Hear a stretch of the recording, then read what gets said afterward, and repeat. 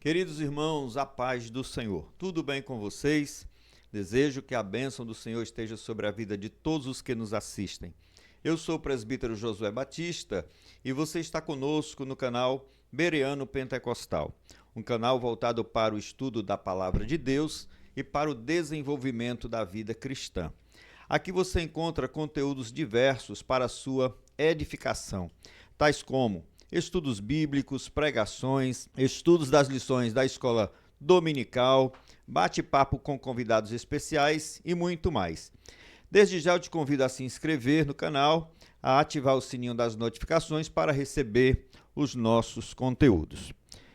Meus queridos irmãos, estamos aqui mais uma vez para fazer o estudo da lição da escola bíblica dominical, desta feita a lição de número 5, que traz como título Os Inimigos do Cristão. E lembrando aos irmãos que nós estamos estudando as lições do segundo trimestre do ano de 2024, que traz como título A Carreira que nos está proposta, o caminho da salvação, santidade e perseverança para chegar ao céu. Essas lições são comentadas pelo pastor Osiel Gomes. E como os irmãos já sabem, o nosso método de estudo é através de um diálogo, de um bate-papo com um professor. E mais uma vez temos o privilégio e a alegria de ter aqui ao nosso lado para comentar esta lição o presbítero Luiz Carlos, E eu quero passar a oportunidade agora para que ele possa saudar aos irmãos e a gente dar início ao estudo da nossa lição. Meus queridos irmãos, eu quero cumprimentá-los na paz do Senhor Jesus, dizer da minha gratidão a Deus por estar aqui nessa ocasião para dar mais uma vez a minha contribuição a essa aula que será tão maravilhosa. E eu quero dizer aos irmãos que nós não estamos num parque de diversões, estamos em guerra.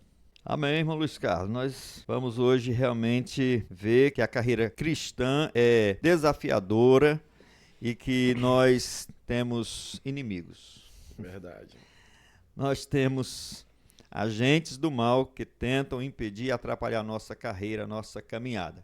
Irmãos, vamos ler aqui o texto áureo, que traz o seguinte, que diz o seguinte: se vivemos no Espírito, andemos também no Espírito. Não sejamos cobiçosos de vanglórias, irritando-nos uns aos outros, invejando-nos uns aos outros. Gálatas 5, 25 e 26. Irmão Luiz Carlos, pode ler a verdade prática? A verdade prática nos diz: na jornada da fé, há inimigos que tentam nos atrapalhar, o diabo, a carne e o mundo. Mas em Cristo somos mais do que vencedores. Glória a Jesus. A leitura bíblica em classe encontra-se em Romanos, capítulo 6, versículos de 11 a 14, e em 1 João, capítulo 2, versículos de 15 a 17. E os objetivos da nossa lição são 3. O Luiz Carlos pode fazer a leitura dos objetivos. Os objetivos da lição, irmãos, são identificar o primeiro inimigo do cristão, que é o diabo, explicar o conceito bíblico da palavra carne e apresentar o termo mundo, enfatizando os 3 níveis de vícios infames de acordo com a lição. Muito bem. A palavra-chave é inimigos, que significa aquele que se encontra em oposição, que se mostra hostil, contrário, funesto, adverso, que odeia alguém, que procura prejudicar alguém. Okay. É sério, né? É. Muito bem, nós vamos então agora à nossa introdução e nós aprendemos, irmãos, na semana passada sobre como nos conduzir na caminhada, tendo Jesus como nosso modelo, não foi? Isso. E também nós ali tivemos orientações sobre caminhar com sabedoria, prudência, e sobre remir o tempo. Nesta lição, nesta que vamos estudar hoje, vamos aprender que na jornada rumo à pátria celestial, enfrentamos inimigos, agentes do mal, seres que estão realmente se opondo a nós, que são inimigos que a todo custo tentam atrapalhar a nossa caminhada, né? Bom, Luiz Carlos, eu gostaria que você também fizesse a sua introdução, né? Seu início aí da nossa lição. Ok, irmãos, nossa lição ela vai se ater a apresentar prontamente inimigos, os desafios que a vida cristã enfrenta ao longo de sua jornada. Essa lição ela me faz lembrar, eu acho que do capítulo 9 do livro O Peregrino, onde já o peregrino tem saído da cidade de destruição, ele já tem passado pelo poço do desalento, né, do desalento, ele tem incidido na sua jornada, já passou pela porta estreita, pela cruz, ele já passou, se me falha a memória, pela casa do intérprete. Eu acredito que é depois de sair da casa do intérprete que ele vai acabar descendo um desfiladeiro, onde ele vai enfrentar Apoleão. É uma batalha muito ferrenha, é desesperador a guerra que ele enfrenta, e naquela luta contra Apoleão, uma coisa muito marcante é como o cristão conseguiu vencê-la. Ele conseguiu vencê-la usando as armaduras, uma armadura que ele tinha recebido, e ele usava a espada, né, que era a palavra, a espada do Espírito, com a qual ele atingia o inimigo e o feriu e pôde alcançar triunfo. O que é marcante naquele trecho do livro é que quando ele consegue ferir Apoleão, ele olha para os céus com um olhar cheio de alegria e de esperança, e ele louva a Deus que o ajudou a vencer aquela batalha. Quer dizer, quando você necessariamente lê o texto, você não propriamente vê a intervenção divina, né? Você não propriamente vê a intervenção divina. Você o vê segurar a arma, você o vê suplicar por misericórdia, mas quando ele começa a perceber o triunfo contra o inimigo, é que ele percebe, né? Quando ele vê os golpes sendo diferidos, o inimigo sendo resistido e voltando atrás, ele percebe a intervenção da graça, né? Não permitindo que ele decaísse na jornada, fosse destruído completamente. Meus irmãos, o que é mais marcante nessa luta, nesse embate, é quando ele encerra, né, que ele desfere o último golpe em Apoleão e ele foge, quando ele olha esperançoso para o céu e agradece a Deus, né? Ao longo da jornada, você não necessariamente vê a intervenção divina, senão quando ele alcança o triunfo, que ele segura a espada ali, ele percebe que tinha sido ajudado por Deus interiormente, né, lhe dando capacidade, graça, força para vencer o inimigo. Aquele é um retrato que John Bunyan deixou dos embates da vida cristã, isso escrito há mais de 400 anos atrás, quando John Bunyan estava preso, passou 20 anos preso por causa da pregação do Evangelho, e nesse período ele deixa aqueles registros históricos desse livro tão marcante, que é uma ilustração, né, das lutas que o cristão enfrenta na sua jornada, desde o momento em que o Evangelho o alcança até a sua chegada no céu. Na lição de hoje, nós vamos estudar sobre a realidade de que nós não estamos num parque de diversões, mas num campo de batalha. Nós temos inimigos ferrenhos, tanto externos quanto internos. Nós temos um diabo, nós temos um mundo e suas paixões, seus pratos, seu assédio, e nós temos um inimigo interior também, a presença do pecado, né? Deus nos livrou do poder do pecado, da maldição do pecado, mas não nos livrou da presença do pecado. Ainda temos que lutar contra essas disposições interiores que se conflitam dentro de nós, né? E conflituam contra a vontade do Espírito Santo em nossos corações. Então vamos estudar um pouco sobre isso, porque na próxima lição nós estudaremos mais profundamente sobre as armas de nossa milícia. Ok? Amém. Glória a Jesus. E, meu querido professor Luiz Carlos, vamos agora para os pontos da nossa lição. O primeiro ponto é o primeiro inimigo do cristão, o diabo, né? Nós vamos ter a oportunidade de conhecer os adversários da nossa fé, aqueles que se opõem, e o primeiro deles é o diabo. Um inimigo muito ousado, né? Ele enfrentou até Jesus. É, verdade. Muito bem, irmão Luiz Carlos. O primeiro subponto é: o diabo é real. E a pergunta é, né? O diabo existe mesmo? A quem interessa negar a existência dele?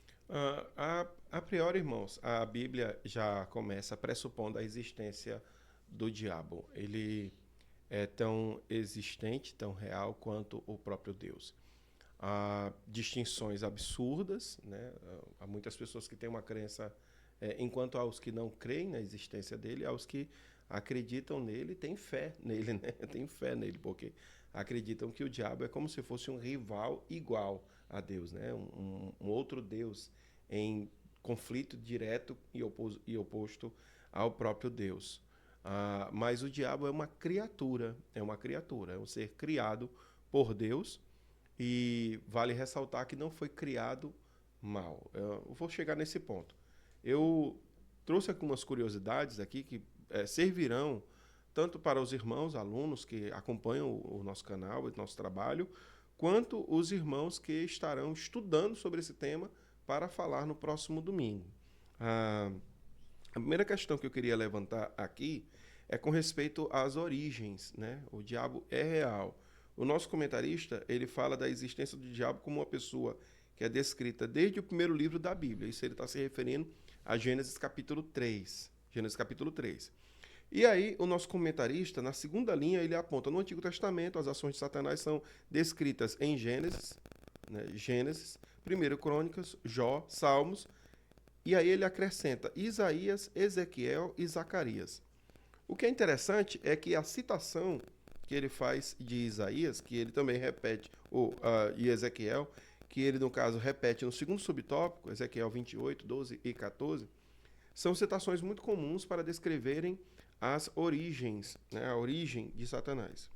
Texto de Isaías 14 e de Ezequiel, de onde se infere a existência ou a origem da sua queda. Vejamos aqui, por exemplo, o texto de Isaías 14, onde nós temos aqui, a partir do verso 12, que diz assim: como caístes do céu, ó estrela da manhã, filho da alva, como fostes lançado por terra, tu que debilitavas as nações. Tu dizias no teu coração: eu subirei acima do céu, acima das estrelas de Deus exaltarei o meu trono, e no monte da congregação me assentarei, nas extremidades do norte. Subirei acima das mais altas nuvens, e serei semelhante ao Altíssimo. Contudo, serás precipitado para o reino dos mortos, no mais profundo do abismo. Os que te virem te contemplarão e hão de fitar-te e dizer-te: é este o homem que fazia estremecer a terra e tremer os reinos? Que punha o mundo como um deserto e assolava as suas cidades? Que os seus cativos não deixava ir para casa? Todos os reis das nações, sim, todos eles jazem com honra, cada um no seu túmulo. Mas tu és lançado fora da tua sepultura, como um renovo bastardo, coberto de mortos, transpassados à espada, cujo cadáver desce à cova e é pisado de pedras. E aí o texto segue narrando essa profecia. Bem, irmãos, o que é curioso sobre essa passagem, bem como a passagem de Ezequiel 28, é que frequentemente se diz que esse texto é um texto relacionado a Satanás. Mas se os irmãos observarem a epígrafe de cada um desses textos, notarão que o capítulo 14 de Isaías é um hino triunfal sobre a queda da Babilônia.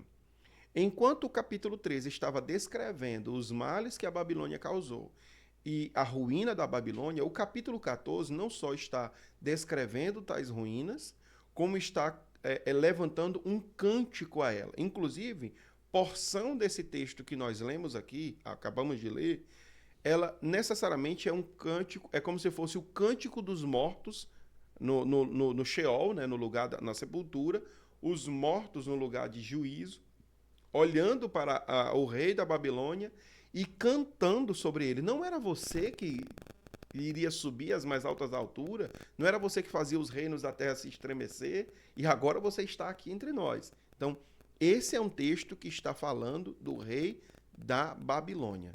Se nós disséssemos que esse texto estava falando de Satanás, não faria o menor sentido Isaías estar falando dele aqui. Nenhum sentido. Ou, se Isaías estivesse falando de Satanás, não faria sentido o que ele estava dizendo antes sobre a Babilônia. E se ele estiver falando só sobre a Babilônia, não faz sentido ele inserir aqui Satanás. Quando você vai para o texto de Ezequiel, é um texto sobre o rei de Tiro. Está falando sobre o rei de Tiro. E ele está mencionando ali o rei de Tiro e tudo mais. E está falando que ele, veio a minha palavra do Senhor dizendo, a partir do verso 11 do capítulo 28 de Ezequiel: Filho do homem, levanta uma lamentação contra o rei de Tiro. E diz-lhe, assim diz o Senhor Deus, tu és o sinete da perfeição. Eita, agora pronto, esse aqui é. Se o outro era o filho da alma, o filho da luz, né? Esse é o sinete da perfeição. Cheio de sabedoria e formosura. Estavas no Éden. Pronto, acabou. No jardim de Deus. Aqui só pode ser Satanás. Estavas no Éden, jardim de Deus. Todas as pedras preciosas te cobriam. Sardio, topázio, ele menciona várias pedras, verso 14. Tu eras querubins da guarda ungido, e te estabeleci e permanecias no monte do santuário de Deus. No brilho das pedras andava. Perfeito era em todos os teus caminhos, desde o dia em que fostes criado até que se achou iniquidade em ti. Então, muita gente lê esse texto aqui e diz assim, rapaz, não tem como esse texto não estar falando de Satanás. Mas não está. Esse texto não está falando de Satanás. Está falando sobre o rei de Tiro. E embora ele use uma linguagem cheia de metáforas e de símbolos, e uma linguagem totalmente simbólica, ele não está falando sobre Satanás, mas sobre um rei. Inclusive, quando fala de ele estar no jardim de Deus, essa é uma menção à perspectiva que o rei tinha de si mesmo, de que ele era uma criatura que sobressaía a todos os homens da terra e que ele era equiparado a um filho dos deuses. E, portanto, o lugar, o trono dele, o castelo dele, o reino dele, era como se fosse uma extensão do jardim do próprio Deus. Quando diz o sinete da perfeição, isso era um entendimento do que ele era, do que ele pensava de si mesmo. Ele pensava ser um indivíduo perfeito em formosura, sabedoria e tudo mais. Quando diz que ele se adornava com pedras preciosas, e explica que várias, é porque os reis, de fato, ele adornavam os seus palácios. Quando fala de que ele era querubim ungido, aí você pensa, não, então só pode ser. Não, ainda assim não é.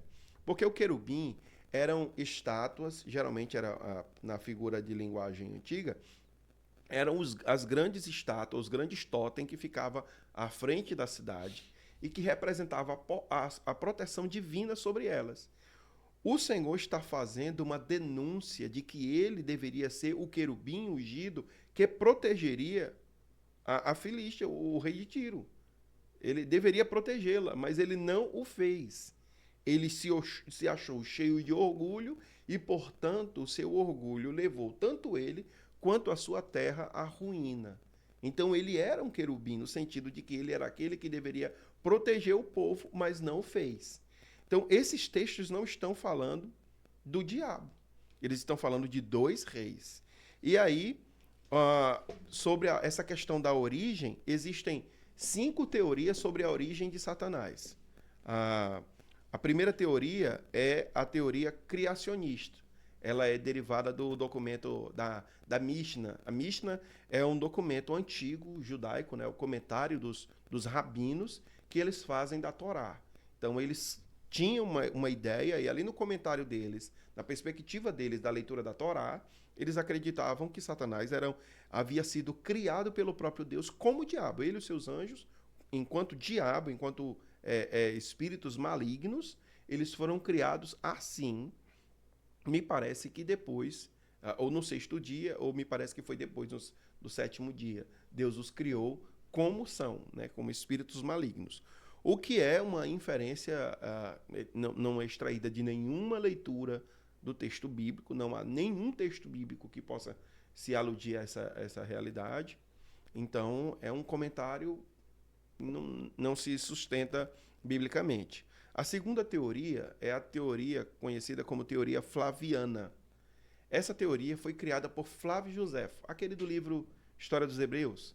Ele é um historiador dos tempos dos apóstolos e de Cristo, e ele acreditava que os demônios eram os espíritos de homens maus que morreram e voltaram à existência como espíritos malignos, como demônios, e possuem outros homens maus. Note, não há nenhuma sustentação teológica para essa inferência de Flávio Josefo. E essa inferência de Flávio Josefo, ela descamba na reencarnação, né? Uma espécie de reencarnação. Existe a teoria enoquiana justiniana. É uma teoria do primeiro livro de Enoque, que é um livro apócrifo, datado de 200 anos antes de Cristo, e essa teoria reverberou também na primeira apologia de Justino de Roma. Ele escreve um comentário à luz do texto de 1º Enoque, e ele infere que os demônios são os filhos de Deus que coabitaram com as filhas dos homens, lá de Gênesis capítulo 6. E o que derivou deles foram estes seres híbridos entre homens e anjos, que são os demônios. Coisa ridícula, né? É uma interpretação com base em um livro apócrifo, não é um livro inspirado e tudo mais, então não tem como se sustentar teologicamente. A quarta teoria é a teoria do Dr. Dake. Todo mundo vai conhecer o Dr. Dake da Bíblia Dake, de estudo Dake. O Dake não tinha o que fazer na vida, e lá, se você pegar a Bíblia dele, lá para a página 60 em diante, você vai ver que o Dake criou uma história, não sei de onde ele tirou isso, que os demônios surgiram. Não, aliás, isso é uma inferência que ele tira da leitura de Isaías 14 e Ezequiel 28. A partir de Isaías 14 e Ezequiel 28, ele infere, ele começa a criar a história da queda, né? Subirei às mais altas estrelas, vou ser semelhante ao Altíssimo e tal. E aí ele diz que a queda dele, quando o Senhor o derrubou de lá, porque ele queria ser Deus, Deus o derrubou de lá, e aí, de onde é que ele vai colocar isso aqui? Ele vai colocar em Gênesis, versículo 2. Capítulo 1, acho que é versículo 2. Entre o 2 e o 3. Por quê? Porque diz assim, no princípio criou Deus os céus e a terra. Versículo 2. Versículo 2. E a terra era sem forma e vazia. Então, o espaço entre o versículo 1 e o versículo 2 aqui, porque Deus criou todas as coisas. Deus criou os céus e a terra. Então, a terra está criada. Há um intervalo aqui, milenar, entre essa primeira criação e a terra estando sem forma e vazia. Por que ela está sem forma e vazia? Olha a ideia. Aí você tem que inserir alguma coisa nesse meio aí. Aí você insere um monte de história aí nesse meio que você está inferindo que existe. Entendeu? Porque não necessariamente. Se você tiver curiosidade sobre Gênesis capítulo 1, capítulo 2, leia Dr. Adalto Lourenço, que o Senhor chamou para a glória há poucos dias, né? Tá, poucos dias. Gênesis 1 e 2 vai explicar bem direitinho o que é que acontece ali naquele intervalo, e se há realmente necessidade de um intervalo, você vai explicar bem direitinho. Então, o Dr. Dake acredita que, olha que absurdo, que a queda de Satanás provocou o primeiro dilúvio. O primeiro dilúvio. Um dilúvio que é o dilúvio de Lúcifer. O dilúvio de Lúcifer, que aconteceu ali. E aí, por isso, a terra, no próximo verso está dizendo, a terra estava sem forma, deveria ler, né? No caso, para ele, deveria se ler, a terra estava sem forma e vazia. E aí a Bíblia não explicou, então o Dr. Dake explicou para a gente o que aconteceu para a terra ficar sem forma e vazia. Então tem uma quinta teoria. Essa teoria é a teoria, não é teoria, a teologia bíblica. O que é que biblicamente se diz sobre os demônios? Os demônios são anjos caídos que se rebelaram contra a vontade de Deus e, portanto, foram precipitados do seu lugar de honra. Que texto nós temos para isso? Mateus capítulo 25, versículo 24, aonde o Senhor Jesus diz: apartai-vos de mim, malditos, para o fogo eterno, preparado para o diabo e os seus anjos. Então ali se fala deles como condenados. O texto de Judas, versículo 6, que fala que Deus não poupou aos anjos que se orgulharam e se rebelaram contra ele, os lançando na destruição. O texto de 2 Pedro, capítulo 2, versículo 4, que é como se fosse uma nova perspectiva do próprio versículo 6 de Judas, aonde fala de anjos que caíram de sua posição por se acharem cheios de orgulho. Mas há um outro texto que talvez seja muito pertinente para compreendermos a queda e a origem dos demônios. 1 Timóteo, capítulo 3, verso 6, que é quando Paulo está falando sobre a consagração dos bispos. E ele dá uma recomendação, e ele diz assim, não ao neófito, não consagre neófito, ou seja, novo na fé, não consagre neófito, para que ele não incorra no pecado de Satanás, né? Na condenação de Satanás. Entendeu? Não se orgulhe e caia na mesma condenação de Satanás. Note, é orgulho. Então, o texto bíblico infere que há orgulho por parte de Satanás, o qual o fez cair, e o texto de Mateus 25, 41, Judas 6 e 2 Pedro, capítulo 2, versículo 4, mostra que eles se rebelaram contra a vontade de Deus e, portanto, caiu. Então, assim... a questão que o senhor levantou, eu sei que foi um pouco extenso, mas é necessário para se colocar, se estabelecer isso. Esse tópico da lição vai falar sobre esse inimigo em priori. E, frequentemente, os irmãos estariam indo para a sala de aula ensinar que o diabo era um anjo, com base em Isaías 14 e Ezequiel 28. Era um anjo, querubim ungido, regente do coral do céu. Já pensou? Ele lá no regente, a voz, desafinou aí, regente do coral do céu. A roupa era cheia de sinetes, de instrumentos musicais. Ele quis ser Deus, e aí Deus o expulsou do céu e pronto. Então você cria toda uma teologia com base em uma interpretação alegórica da Bíblia. Quem foi o primeiro que interpretou dessa forma? O primeiro a interpretar dessa forma foi Orígenes, século II da era cristã. Então, Orígenes interpretou Isaías 14 e Ezequiel 28 dessa forma, e dali para cá, tradição, se os irmãos observarem, depois de Orígenes, Agostinho de Hipona, os irmãos vão ver Lutero falar sobre isso, João Calvino vai falar dessa forma, Dante Alighieri vai falar dessa forma, Tomás de Aquino vai falar dessa forma. Então, os teólogos e os filósofos, eles vão discorrer muita coisa com base. C.S. Lewis tem um livro e ele usa mais ou menos essa mesma fórmula, entendeu? Todos eles fazendo essa interpretação de Isaías 14, Ezequiel 28. Você cria todo... Eu não tenho coragem, irmãos. Particularmente, não tenho coragem de pegar um texto bíblico, claro, não fala nada sobre o diabo, e você cria uma teologia todinha com base nele. Então, eu preferi mostrar para os irmãos que existem teorias sobre isso, e existe uma interpretação alegórica que você vai por sua conta e risco. Se você for para a sala de aula e ensinar com base em Isaías 14 e Ezequiel 28, você vai com sua conta em risco. Você vai interpretar um texto bíblico que o texto não está falando absolutamente nada do diabo. Aí você pode falar, fica por sua conta. Então eu preferi colocar aqui dessa forma e dedicar um tempinho para falar sobre isso, né? Amém. Agora eu digo, é por sua conta e risco. Não, eu durmo tranquilo hoje à noite, durmo tranquilo. Não, de tranquilo fato, esses textos isso. Realmente eles se referem, né, ao rei da Babilônia, ao rei de Tiro. Entendeu? E assim, é essa interpretação que se tornou uma tradição, né? Se tornou tradição. Dentro do cristianismo, tá certo? E é amplamente aceita, né? E é pregada, ensinada e comentada em todos os cantos, né? Mas há, como se pode dizer, né? Há controvérsias. Há controvérsias. A grande questão é que você tem que... onde a Bíblia não falou, você não tem que ter voz.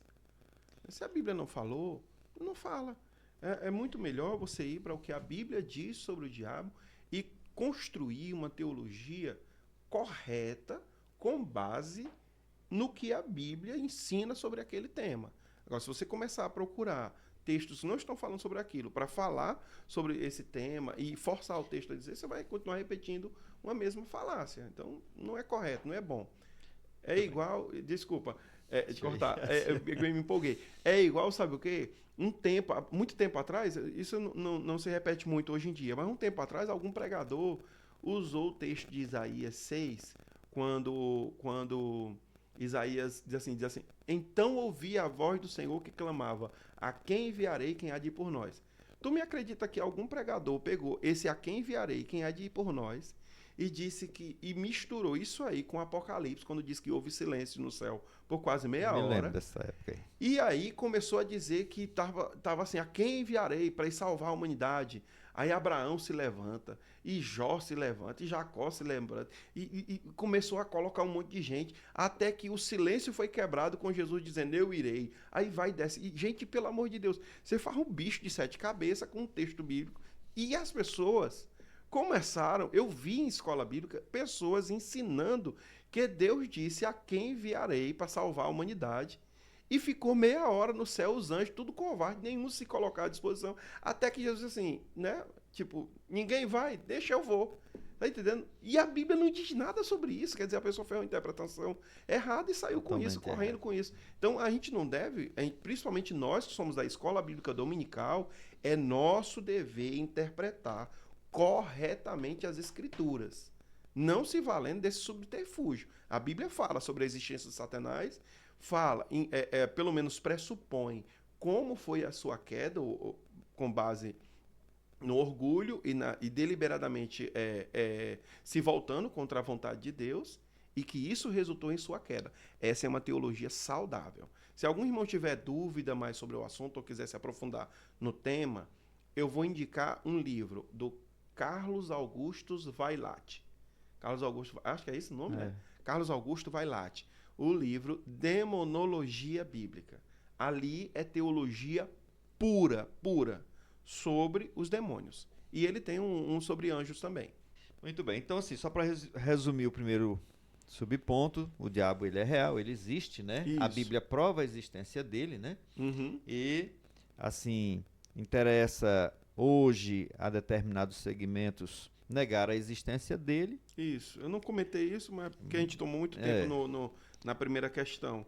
Mas assim, e eu acho existem assim, segmentos que interessam, né? Por exemplo, o indivíduo tem uma visão sobre Deus, por exemplo, ele que enfatiza a bondade de Deus, a misericórdia de Deus, e há determinados segmentos teológicos que super enfatizam a bondade de Deus, e eles minimizam a existência de uma personificação do mal. Então, eles precisam que essa imagem do mal seja cada vez menos falada. Existem grupos que não acreditam no espiritual, né? Então, esses indivíduos não acreditam no metafísico. Então, a eles interessa. Mas eu penso que, diretamente, a quem interessa, não só a não existência, né? A percepção de não existência do diabo como uma distorção de quem é o diabo, ao próprio diabo. A ele interessa. A ele. Né?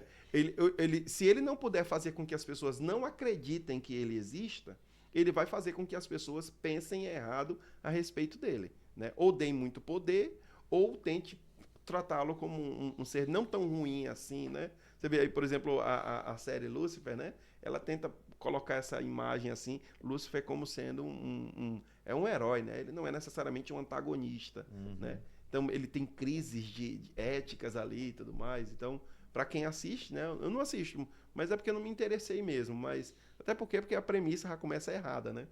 Depois eu explico isso aí. Mas a premissa já começa errada, então toda a interpretação por trás dali vai estar totalmente equivocada. Mas, enfim, então a interessa ao diabo. As pessoas não crerem na existência dele ou crerem numa imagem distorcida de quem ele é. Muito bem, irmãos, nós vamos avançando porque o tempo é pouco e nós precisamos estudar todo o assunto, mas o irmão Luiz Carlos ele traz muitos subsídios, né? Isso é bem enriquecedor para o nosso estudo. O nosso segundo subponto é a descrição de Satanás. Aí, irmão Luiz Carlos, a imagem folclórica, né, mais popular retrata o diabo, né, com uma cor vermelha, com chifres, né, com feições humanas monstruosas, né, rabo pontiagudo e um tridente na mão para remeter a um cetro ou objeto de tortura. Essa é a figura folclórica dele. Mas como as escrituras o descrevem? Tem alguma descrição nas escrituras a respeito dele? Pronto. Primeiro dar, reforçar, né? Pô, como é que essa figura folclórica se manifestou da maneira que é, né? O que foi que aconteceu? Se as pessoas notarem bem, a imagem popular de Satanás como uma figura vermelha, com chifre, rabo, tridente, é resultado de séculos de evolução cultural e artística. Ela não tem necessariamente origem nas escrituras. Os artistas eles começaram a tentar, de alguma forma, ilustrar a imagem do mal, né, ou pelo menos uma personificação dele, para as pessoas, trazendo algumas imagens assim. As primeiras imagens artísticas, as primeiras pinturas ou figuras artísticas que fizeram representações de Satanás na história do cristianismo, elas mostravam ser azul. Era uma espécie de um homem azulado, né? Meio que uma sombra azulada. Então, frequentemente, essa era a imagem. O que acontece é que essa revolução cultural, com o tempo, começou a mudar a partir das percepções.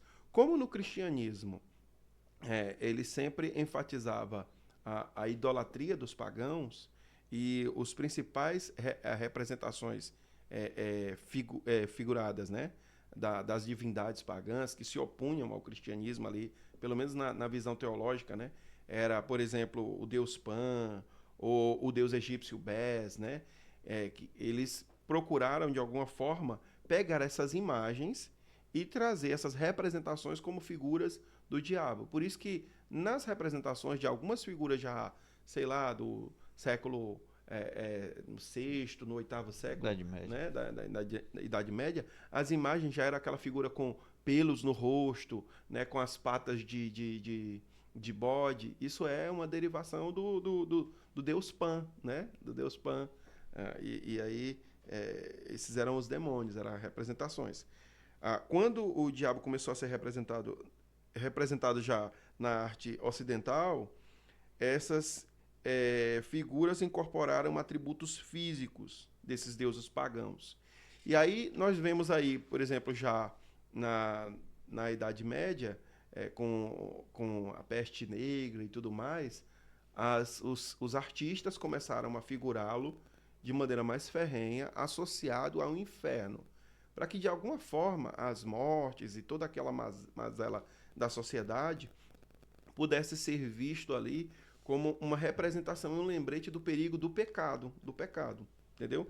Portanto, a imagem de Satanás, com chifre, tridente, rabo, tudo isso, ela não se origina na Bíblia, mas se origina no imaginário de diferentes épocas e culturas, como expressões que eles tentam ver da própria experiência deles e tentam trazer essas impressões, né?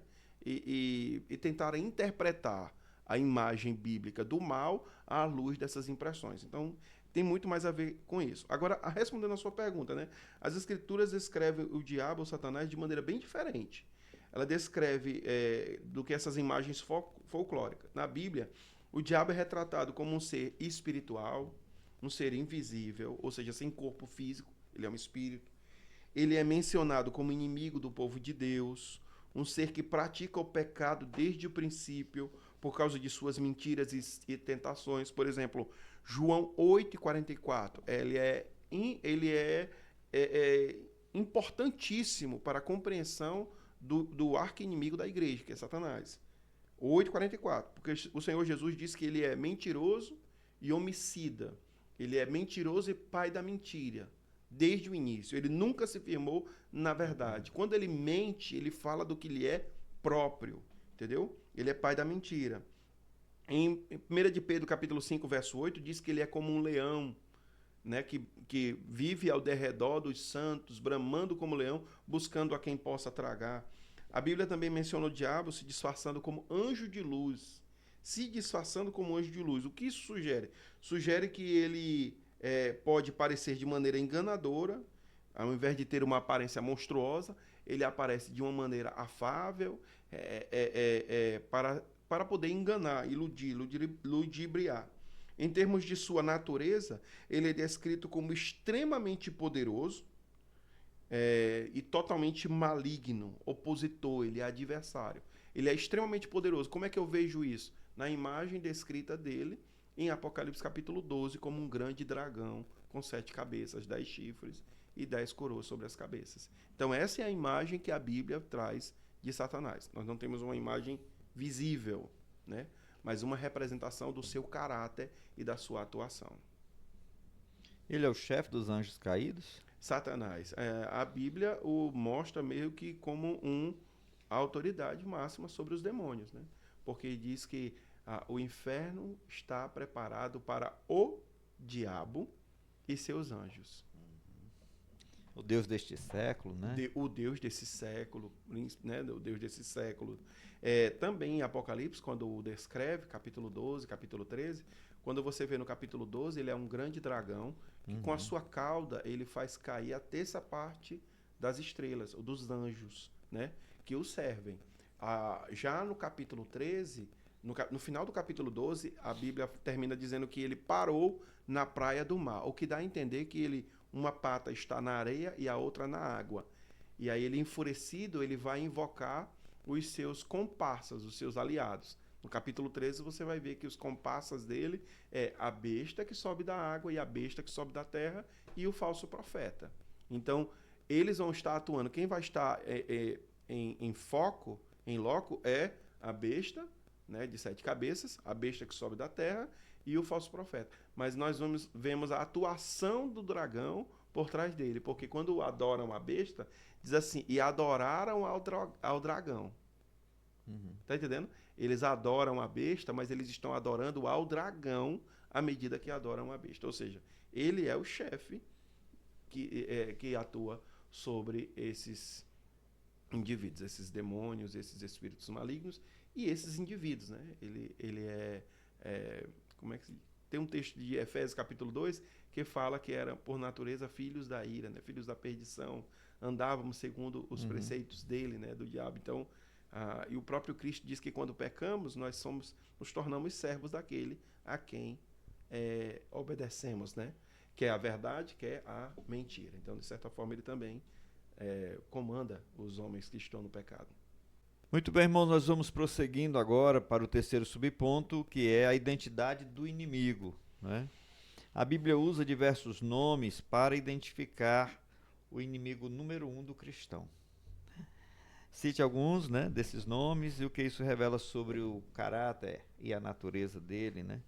Pronto. Eu vou deixar aqui a pouco alguns nomes de maneira muito breve, mas eu quero me concentrar naquilo que para muitos cristãos é o que está no RG, né? Se você dissesse assim, rapaz, apresenta aí a identidade, né? Aí ele puxa aí a certidão de nascimento dele, aí está o nome lá de nascimento dele, que é Lúcifer, né? Lúcifer. Lúcifer seria o nome, né? Mas eu sinto dizer aos irmãos que Lúcifer nunca foi o nome do diabo. Nunca. Nunca. Não é o nome do diabo. Não é o nome do diabo. Não é o nome do diabo. De onde é que surgiu o nome Lúcifer? O nome Lúcifer surge em Isaías capítulo 14. Em Isaías capítulo 14. Como subistes, ó filho da alva. Como caíste. Como caíste, né? O filho da alva. Filho da alva. A expressão ali é a expressão hebraica Hillel, que é o portador da luz. O portador da luz. Filho da alva. E é um termo também usado para Vênus. Hillel é um nome também para Vênus. Ou para aquele que porta a luz, ou assim. Portador da luz, estrela da manhã. É uma ideia, é um nome Vênus dado... o planeta, né? Vênus o planeta, É um nome que a gente vê de manhã. Isso, exatamente. Do Chama de nascer do estrela sol. da manhã, Vênus, né? Estrela mais brilhante que há. Isso. E era como alguns reis, sobretudo o rei da Babilônia, se auto-intitulava. Era um título dado, né? Estrela da manhã, que tu é a primeira estrela, a estrela que brilha até de manhã cedo e tudo mais. Então, portador da luz.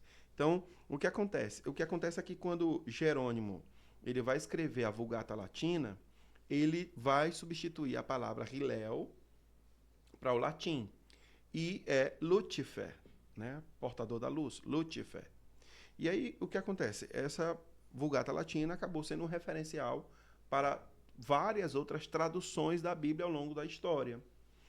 Como a interpretação, a grande confusão começa quando começa-se a interpretar Isaías 14, Ezequiel 28, como sendo referência à origem de Satanás. E então Hillel, que é portador da luz, vai ser um texto que vai na percepção das pessoas, referindo-se ao nome próprio de Satanás. Ou seja, você vê que agora Satanás tinha um nome, além do que a Bíblia apresenta dele. Nome, Satanás, Diabo, Tentador, são títulos, né, de atuações dele. E aí as pessoas vão chamá-lo de Lúcifer. Se os irmãos perceberem bem, o único que vai ter o título e vai arrogar para si o título de Hillel no Novo Testamento é Jesus. Em Apocalipse. Em Apocalipse ele vai dizer: eu sou a brilhante estrela da manhã. Eu sou Hillel.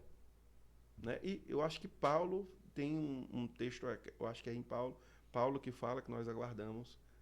Aí tem uma expressão que fala, é uma expressão assim. Se você a lesse naquela versão, você alia como Lúcifer. Então, o Lúcifer bíblico, e você não vai dizer isso em sala de aula, sair espalhando, né? Mas o Lúcifer, na Bíblia, seria uma representação ou do rei da Babilônia ou do Cristo em Apocalipse. Então, nunca foi o nome de Satanás em hipótese alguma. Isso é uma leitura equivocada das Escrituras. Quais são os nomes que a Bíblia apresenta dele? Satanás. Em hebraico, Satã, significa adversário, acusador. Um nome que indica uma oposição diante de Deus. Seu papel como acusador dos seres humanos diante de Deus. Diabo, ou do grego diabolos, que significa caluniador, uma referência à sua natureza enganadora, à sua tendência a difamar e a enganar as pessoas. Tentador, em Mateus 4 e 3, ele é descrito como tentador, chamado de tentador, indicando o seu esforço constante em levar os santos ao tropeço e afastar-se de Deus. Beuzebu, que significa senhor das moscas, né? E é usado em Mateus 12 e 24. É um nome que está associado à impureza e à corrupção. Maligno, em Mateus 13 e 19. É uma descrição que destaca a sua natureza essencialmente má. Inimigo, Mateus capítulo 13, verso 39. Indicando ele como aquele que se opõe a Deus e a todos os santos. Belial, 2 Coríntios, capítulo 6, versículo 15, chamado de Belial, a ideia de inútil, aquele que não tem valor, indica a sua total falta de integridade. Dragão, em Apocalipse capítulo 2, versículo 3, que mostra ele como simbolizando aquilo que tem poder destrutivo em sua própria natureza, ameaçadora. Enganador, em Apocalipse capítulo 12, versículo 9, ele é chamado de enganador, destaca a sua capacidade de enganar a humanidade, ele é aquele que seduz as nações. Serpente, em Apocalipse também, capítulo 12, versículo 9, como uma referência à sua sagacidade e sutileza com a qual enganou os nossos pais no jardim do Éden.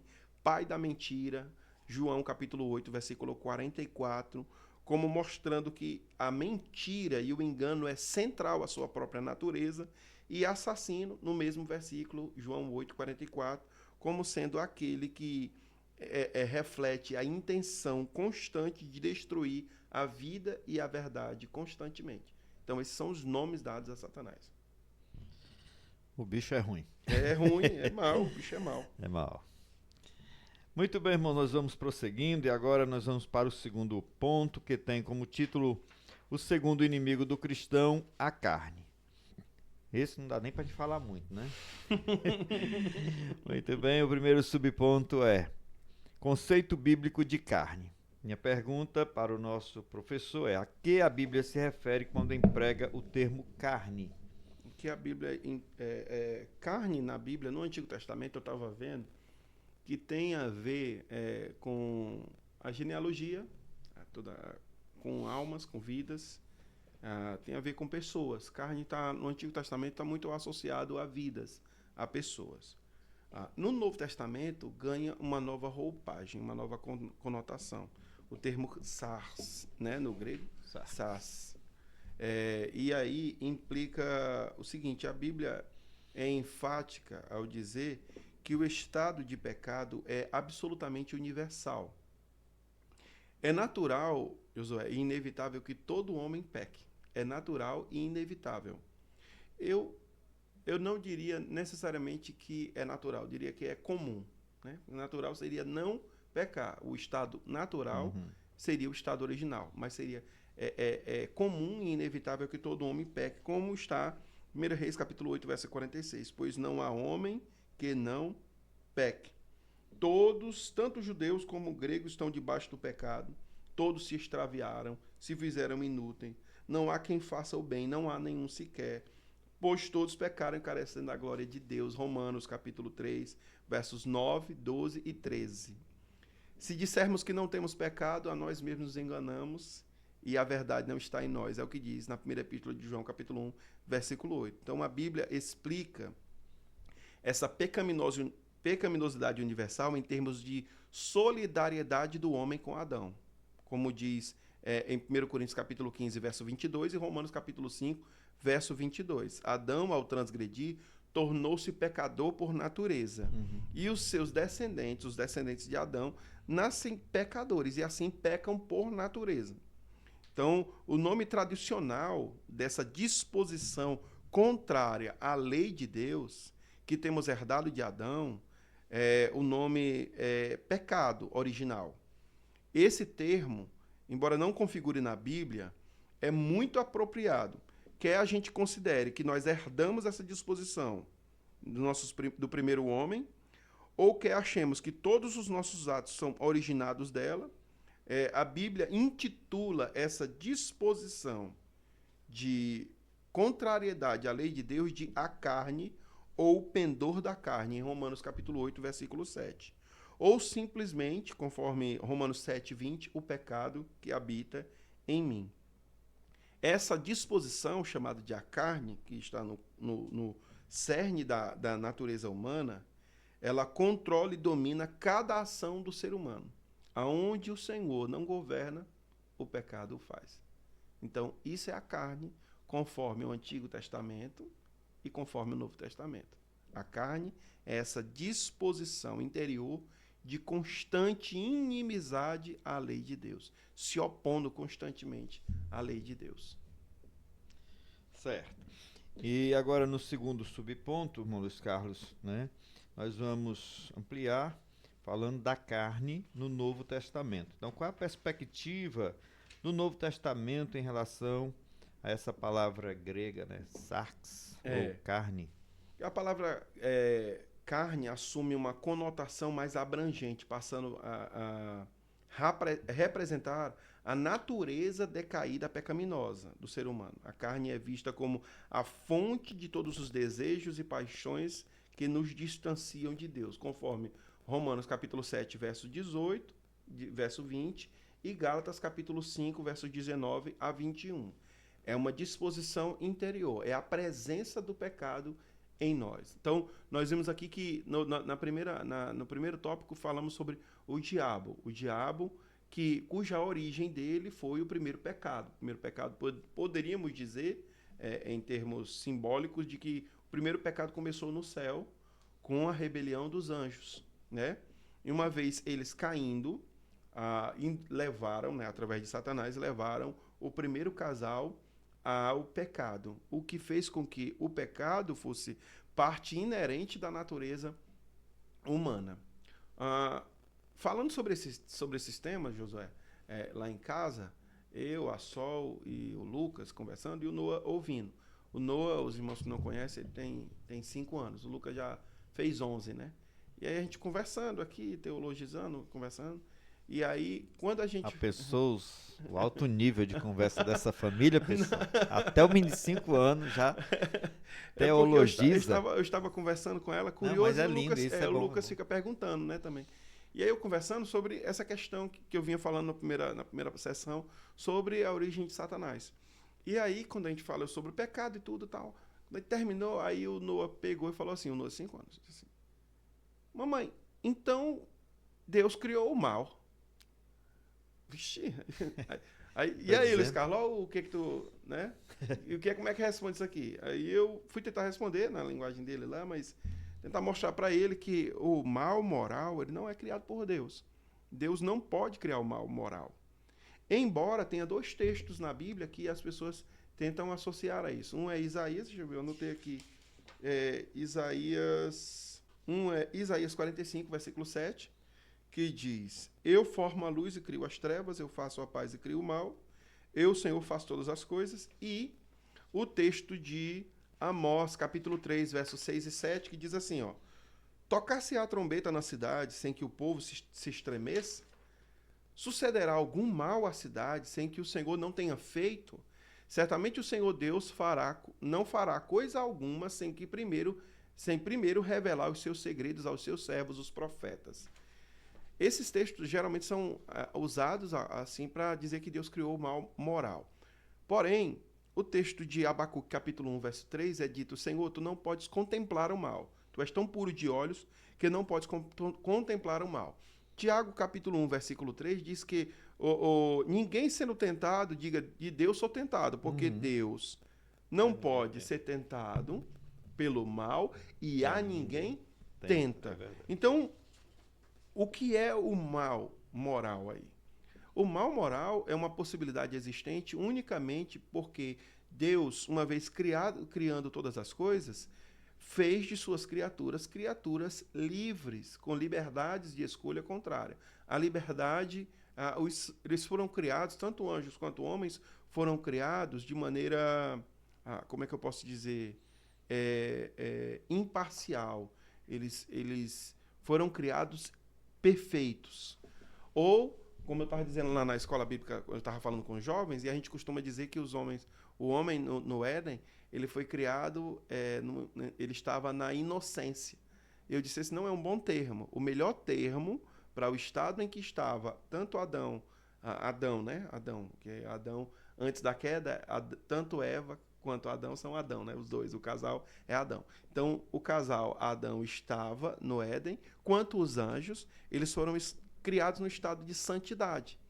Nesse estado de santidade, eles tinham a capacidade de decidir qualquer coisa para o bem ou para o mal, sem nenhuma interferência interna ou externa. Eles tinham o que já foi chamado de a capacidade de escolha contrária.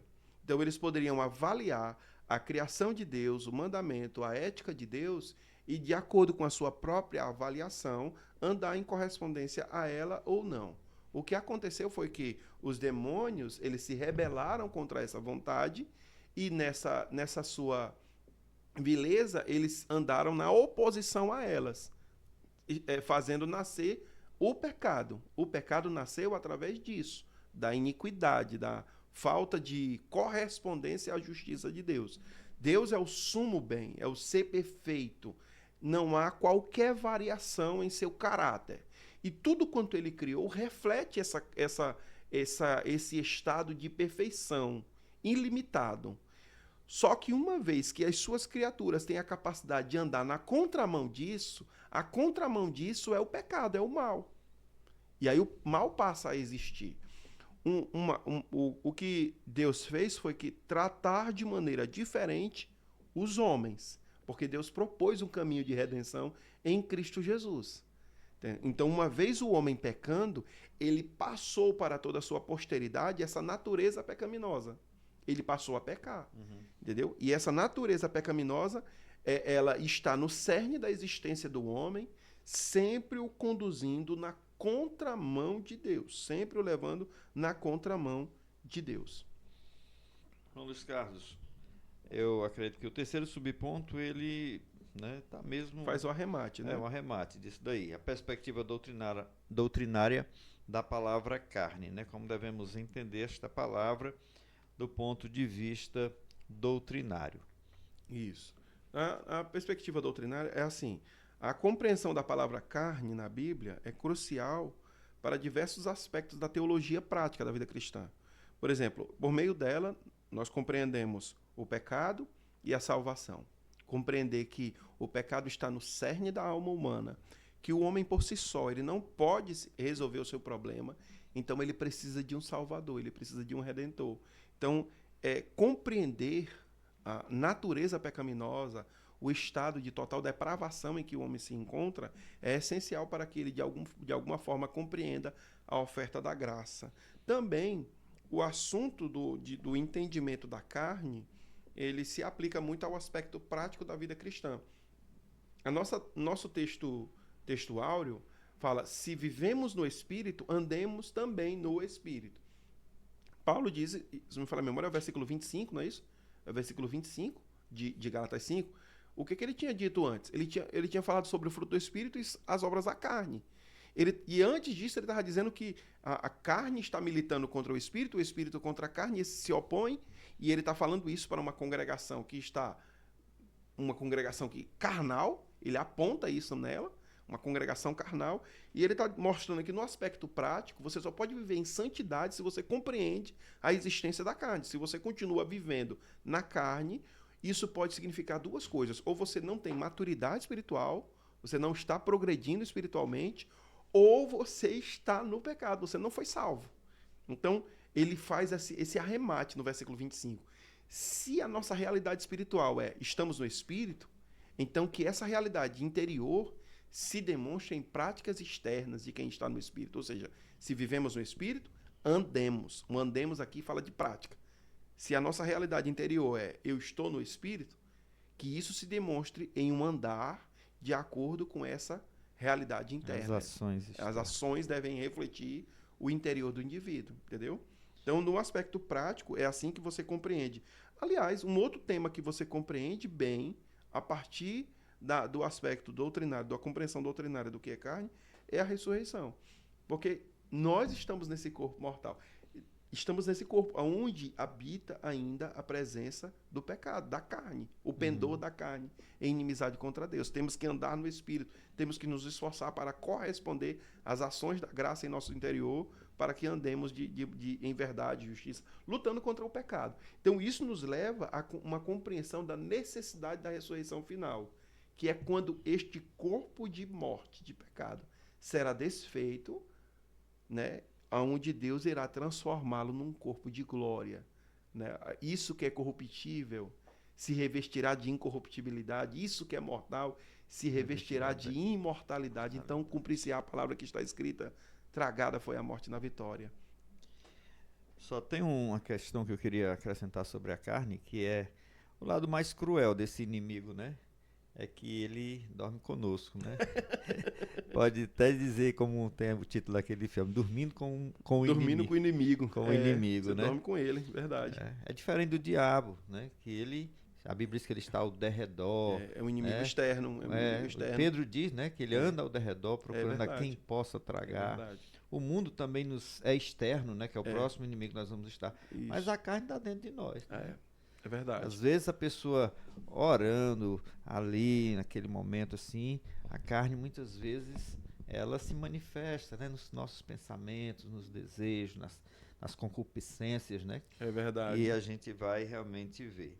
Irmão Luiz Carlos, nós vamos avançando e assim, há muita coisa a ser dita, né? Por exemplo, eu queria até lhe perguntar sobre a confusão que as pessoas fazem entre carne e corpo, né?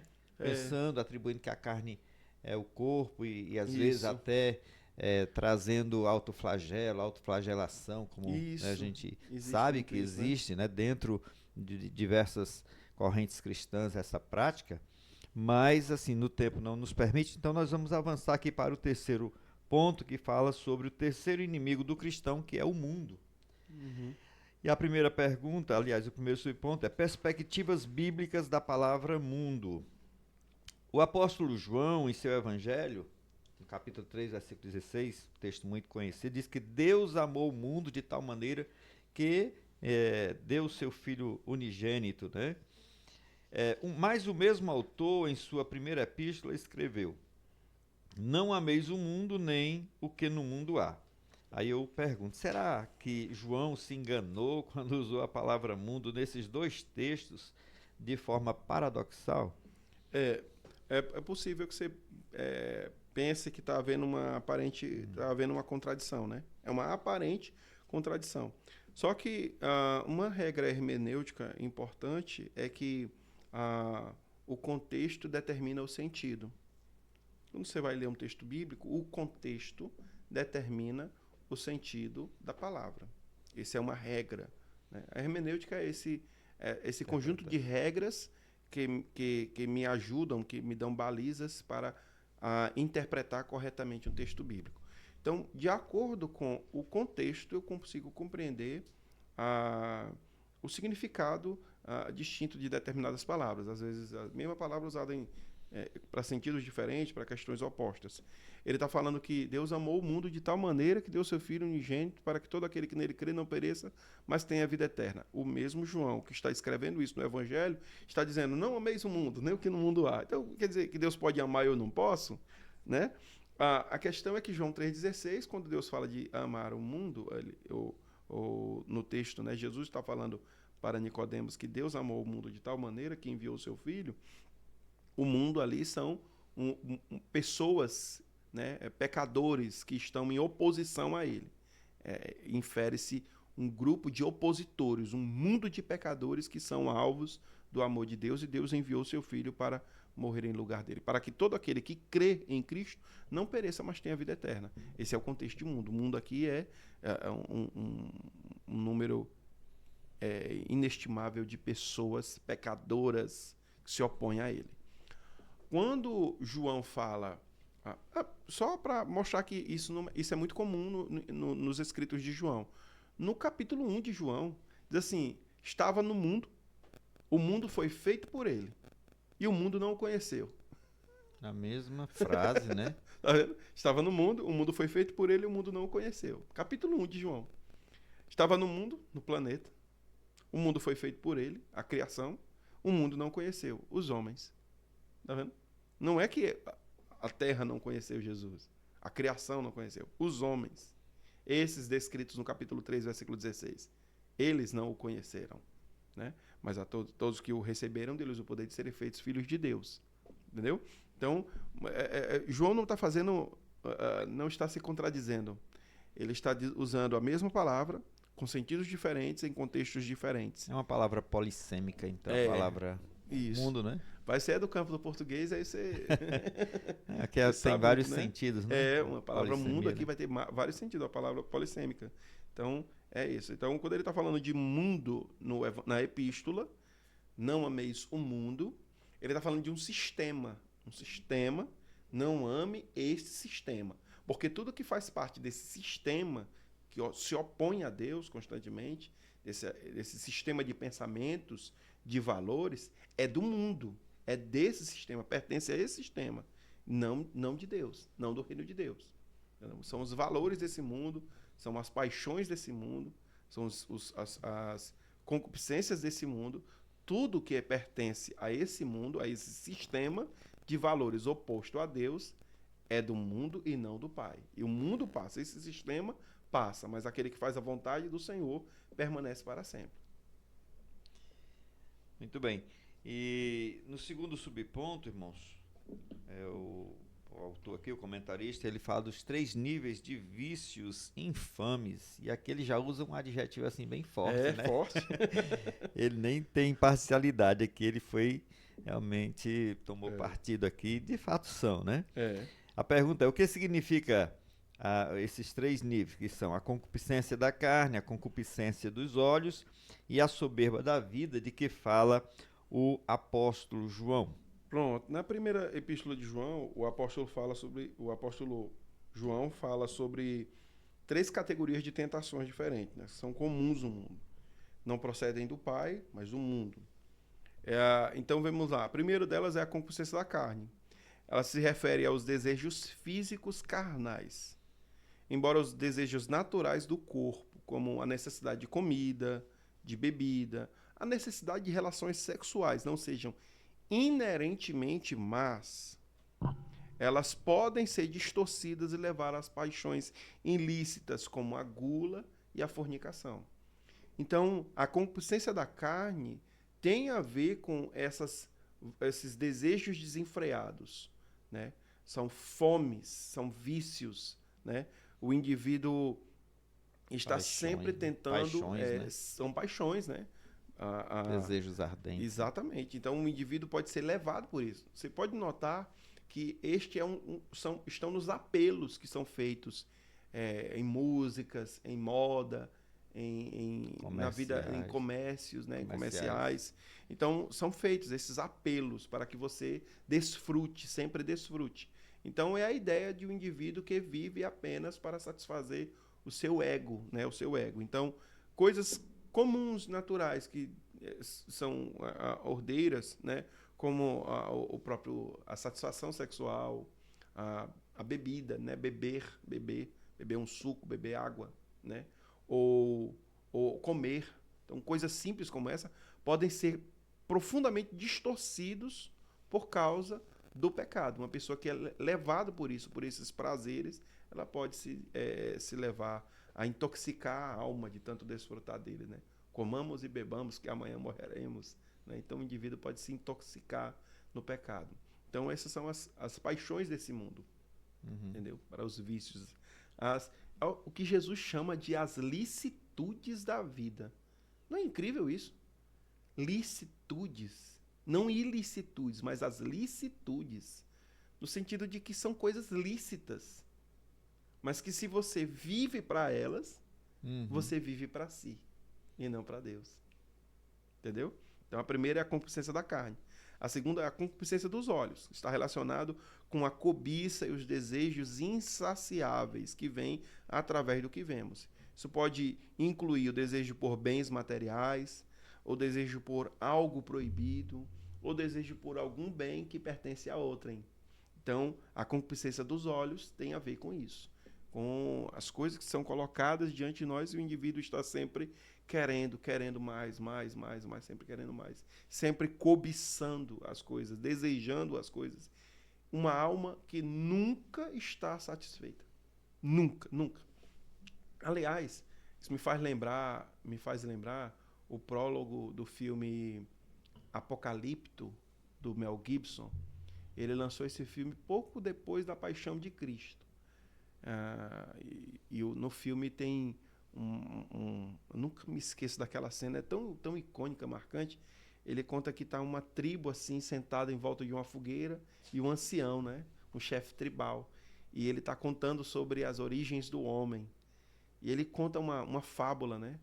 Ele conta uma história onde o homem, todos os animais viram o homem triste. O homem estava tão triste, tão cabisbaixo. Todos eles se reúnem para saber o que estava acontecendo. E aí o leão disse: mas todos nós estamos preocupados com você, homem. Por que você está tão triste, tão vazio, tão cabisbaixo, tem andado tão... Aí o homem insatisfeito disse: é porque eu me sinto incompleto, tão incompleto.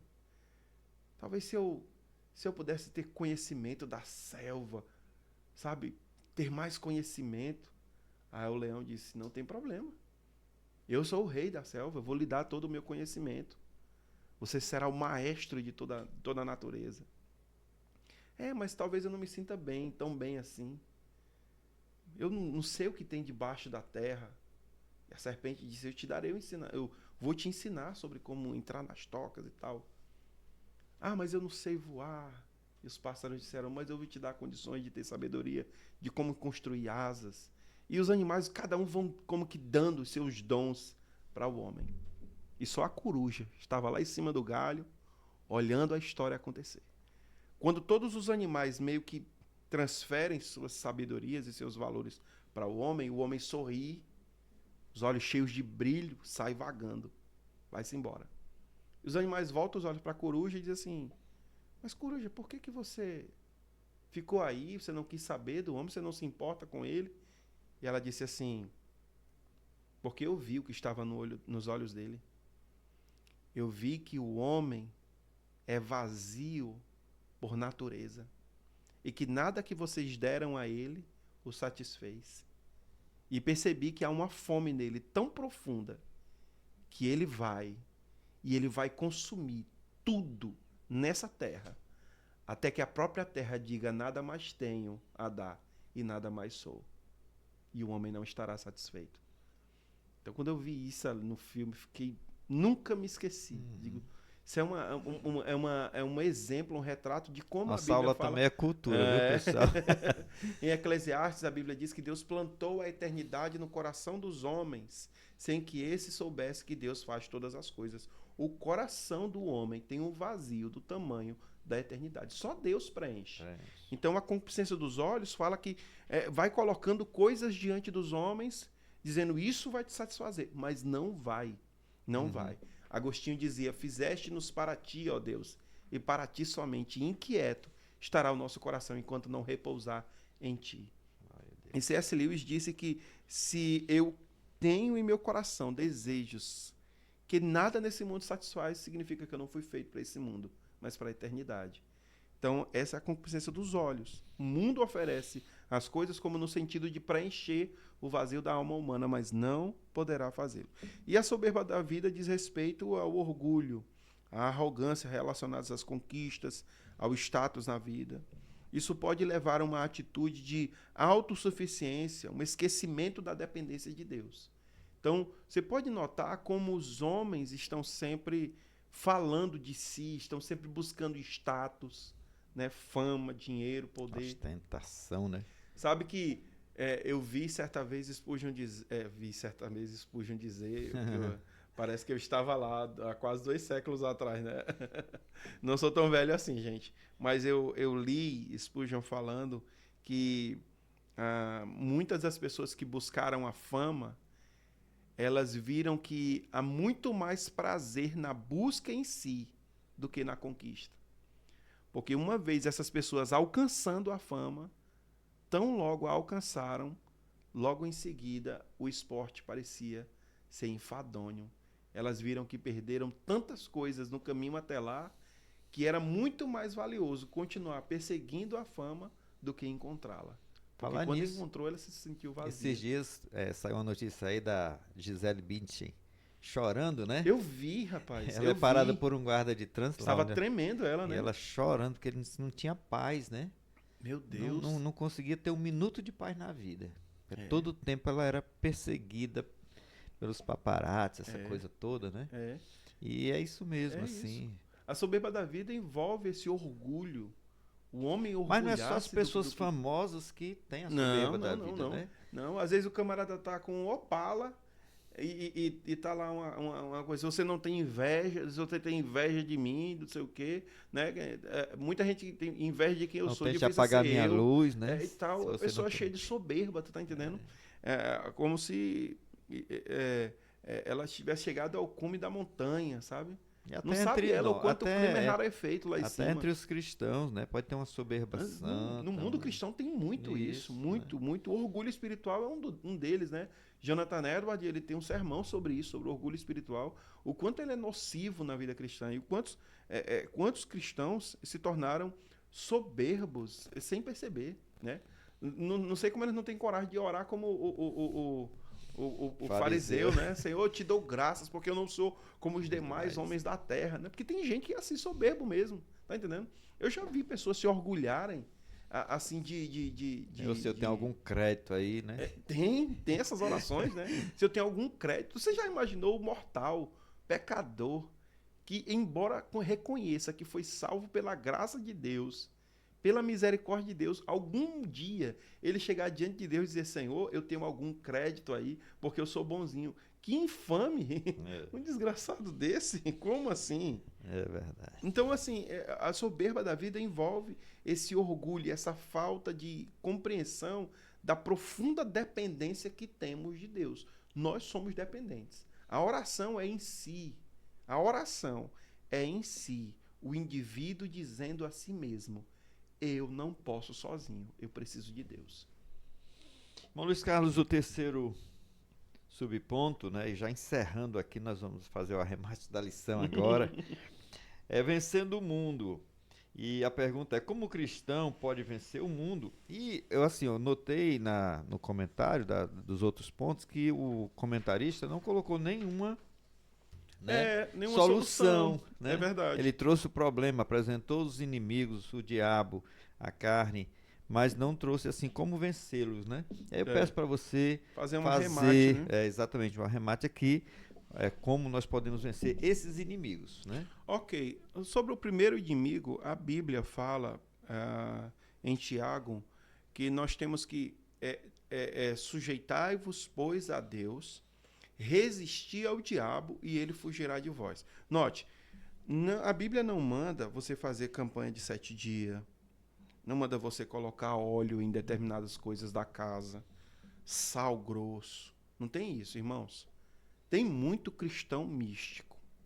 O misticismo cristão é uma coisa absurda. Me deixa, às vezes, muito irritado. Muito irritado. Esses dias eu estava vendo uma pessoa que fez um discurso, colocou um vídeo de uma criança aparentemente oprimida por espíritos malignos. Era possivelmente uma criança cristã. No vídeo estavam dizendo que a criança estava possessa de demônios. É possível? É possível que uma pessoa esteja possessa de demônios. Não é possível um cristão habitado pelo Espírito de Deus estar possesso de demônios.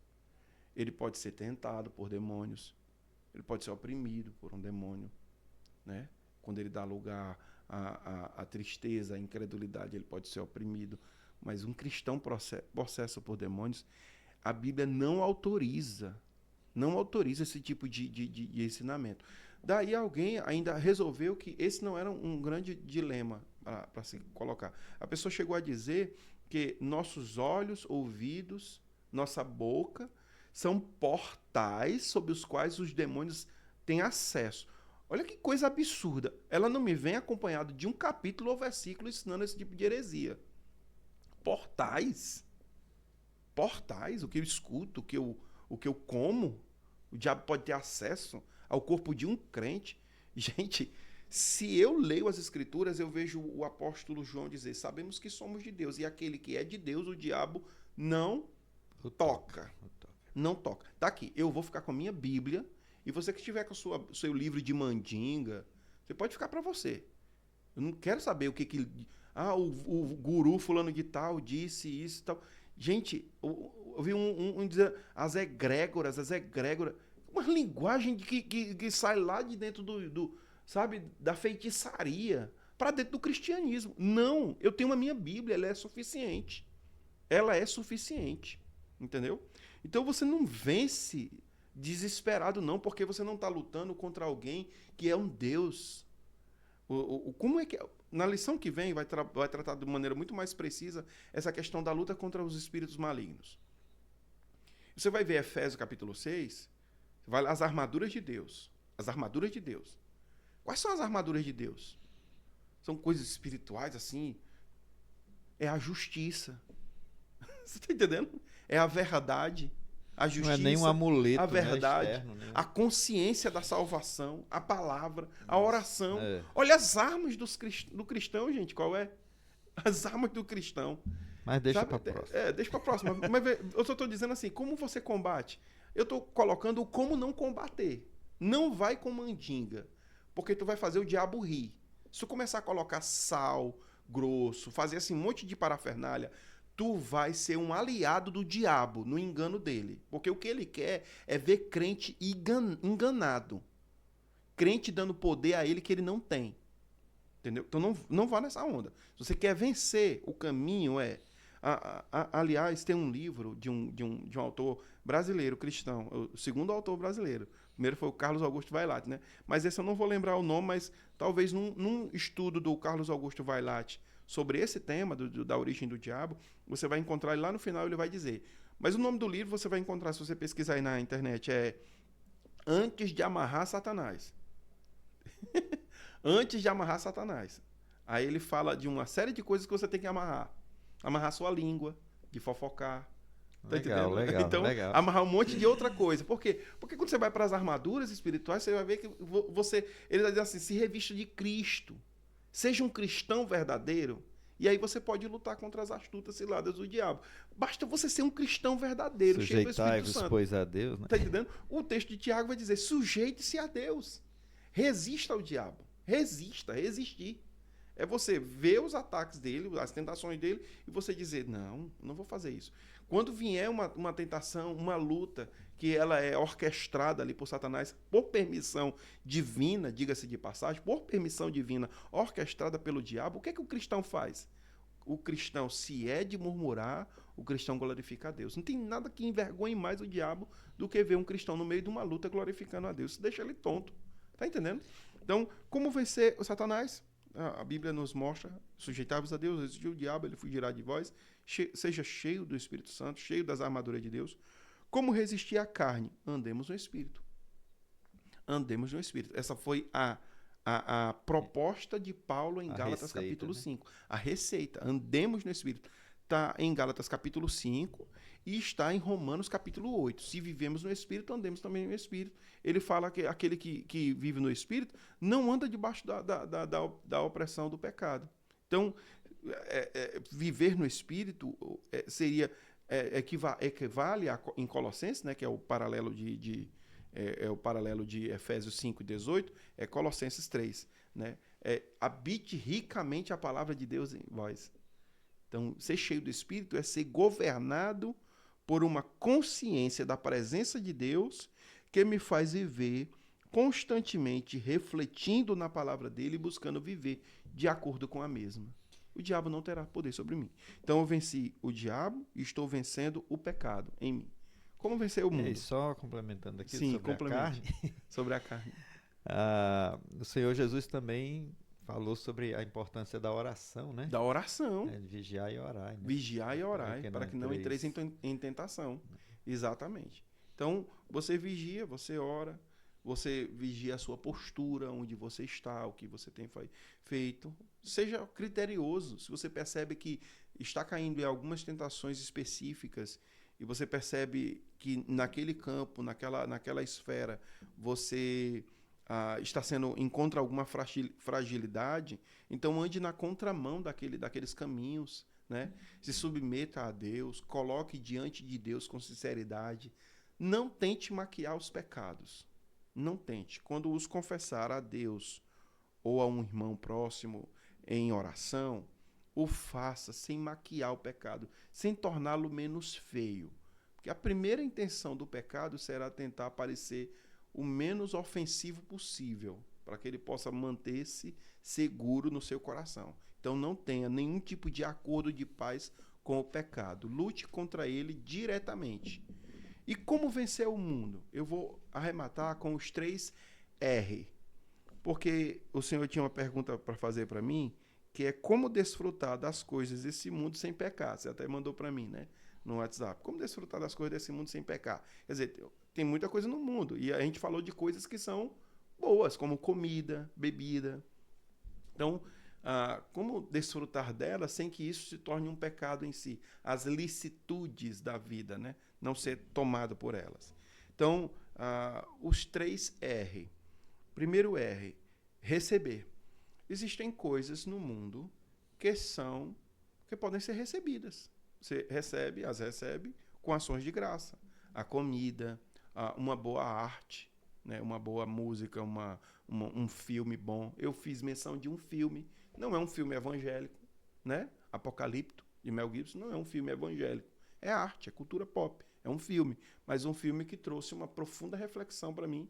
Tem anos que eu assisti no final no segundo ano que ele foi lançado, e para mim trouxe uma profunda reflexão. Até hoje eu guardo aquilo como muito marcante. Então, você pode receber uma boa arte, uma boa obra de pintura mesmo, coisa parecida, em vários aspectos você recebe. São coisas que dá para você receber. O lazer também, entendeu? Família, tem muita coisa que você recebe de boa, numa boa. Agora, existem coisas que você precisa, segundo R, redimir.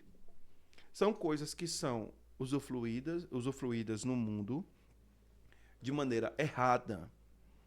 E o cristão, numa perspectiva teológica correta, ele vai redimir aquilo.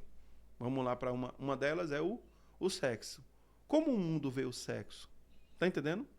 Como um cristão vê o sexo? Então, o sexo é buscado e experimentado no mundo de uma forma equivocada, errônea, pecaminosa. cruel, não é isso? Um cristão ele pode ter o sexo? Pode, no ambiente do casamento, de uma forma correta, ele vai redimir a perspectiva daquele prazer, não está entendendo? Então, existem múltiplos prazeres e aspectos da vida que você tem que ver, mas você tem que redimir. Você tem que trazer ele, né, tirar ele das mãos da perspectiva mundana e trazê-lo para as mãos puras do Santo Evangelho de Cristo. Olhar essas coisas e recebê-las com uma mentalidade correta. E, em terceiro lugar, existem coisas que você tem que rejeitar. Simplesmente rejeita. Sobre redimir, deixa eu dar um outro exemplo. A televisão, a internet, né? Lembra que houve muito um tempo, lembra não, porque a gente não estava lá, nem eu nem o Josué, mas há tempos atrás, quando o advento da televisão, as pessoas diziam, isso é do diabo, isso é do diabo, isso é do diabo. De tanto dizer, o diabo tomou para ele mesmo. Eu estava quase lá, viu? Né? Eu estava quase lá, né? De tantos crentes dizer que era do diabo, o diabo foi e disse, opa, ficou para mim mesmo, é bom, não, tá aí. Mas na minha época dizia, assim, quando mas era dizia criança. Demais, dizia demais. Mas o que os cristãos podiam ter feito? Podiam ter redimido. Mas fizeram o que? Rejeitaram. Entendeu? Eles podiam ter redimido. Era um veículo de comunicação, né? Em larga extensão. E alcance muito grande. Os cristãos ficaram, é do diabo, é do diabo, é do diabo, é do diabo. Hoje em dia, vai uma igreja cristã querer colocar um canal evangélico na televisão para tu ver o tanto que tem que desembolsar? Vê a dificuldade. Vê a linguagem que você tem que rebuscar tudo, porque senão você não tem acesso. Por quê? Porque é do diabo. Entendeu? De certa forma, estou usando uma ironia. Porque é do diabo. Porque os irmãos rejeitaram quando poderiam ter redimido. Entendeu? Assim, muitas outras coisas. Por exemplo, durante muito tempo se criticou o culto online, assistir, pregar. Eu vi pessoas criticando alguém que assistia a pregação online. Até que veio a pandemia. Aí todo mundo foi fazer culto online. Você tá vendo? Você tá vendo? Amém. Aí entendi. As pessoas... Então, primeiro R, receber. Segundo R, redimir. Terceiro R, rejeitar. Tem coisas que não tem como você consertar. É do mundo, é do diabo, não é de Deus, então não tem como redimir. Tá bom? Práticas, posturas, linguagem, várias coisas no aspecto da arte. No aspecto da arte eu acredito que tem que ser redimido, mas em várias outras coisas não tem como você consertar. Por exemplo, lembra de uma época que o pessoal falava de uma cerveja gospel? Cerveja gospel. Uma bebida para embriagar gospel. Você bota o nome de gospel e você redimiu? Não. Você rejeita. Bebida alcoólica você rejeita. Você não redime, você rejeita.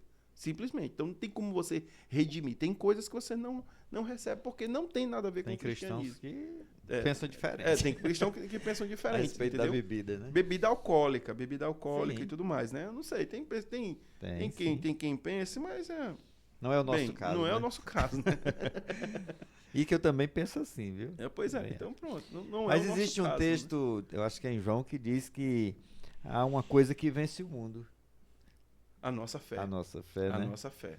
O cristão vence o mundo com a fé, né? Vence o mundo com a fé. Porque ele vai rejeitar aqueles 3 níveis lá, né? De tentações e vícios. De vícios.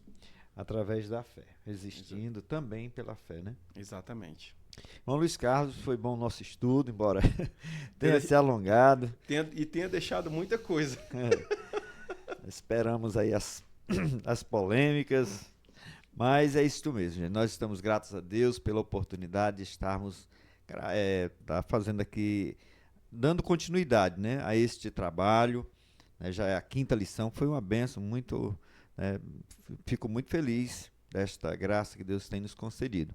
Eu quero pedir ao irmão Luiz Carlos para fazer a sua despedida e a gente encerra o vídeo por aqui.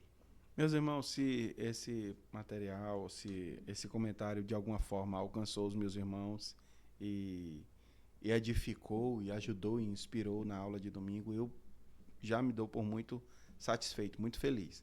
Então, eu fiz o possível, irmãos, para, mesmo nessas questões ditas como polêmicas, né, sobretudo do tópico 1 da lição, eu fiz tudo para fazer de maneira mais honesta possível com o texto bíblico, né?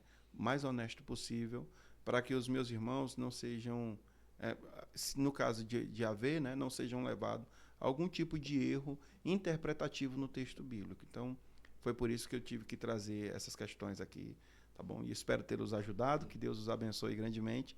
Muito obrigado por tudo e até a próxima. Luiz Carlos, muito obrigado mais uma vez, viu, pela sua Felicidade. participação. E também agradeço a todos os irmãos que nos assistiram até aqui. Deixe o seu comentário, curta este vídeo, né, e compartilhe esse vídeo para outros irmãos, professores, pessoas que têm interesse pelo estudo da palavra de Deus. E que Deus vos abençoe. André Tito, mais uma vez também. Muito obrigado aí pela participação técnica, né? E até a próxima, em nome de Jesus.